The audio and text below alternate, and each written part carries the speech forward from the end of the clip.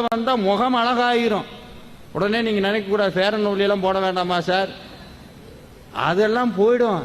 கிருபானந்த வாரியார் முகத்தை பார்த்திருக்கீங்களா? பாமன் சுவாமிகள் முகத்தை பார்த்திருக்கீங்களா? கண்ணு அப்படியே.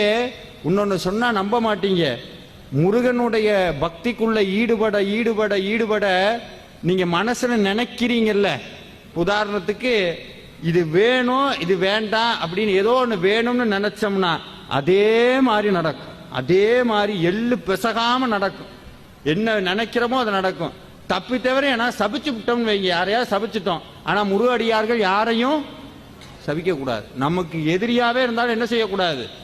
சபிக்க கூடாது. அது ஏன் சபிக்க கூடாதுன்னா, இது நாள் வரைக்கும் நீங்க பூஜை பண்ணி ஒரு பலனை சேர்த்து வச்சிருக்கீங்கல்ல, சபிச்சா அத்தனையும் போயிடும். ஆனா அது நடந்துரும் அவனுக்கு.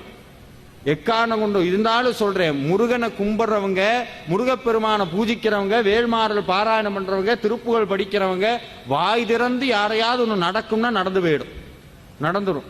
அதனால எக்காரணம் கொண்டு என்ன சொல்லக்கூடாது? சபிக்க கூடாது. இதையே ரிவர்ஸ்ல சொல்றேன், எக்காரணம் கொண்டு உங்களுக்கும் அவநம்பிக்கையான வார்த்தையை எப்போதும் சொல்லாதீங்க.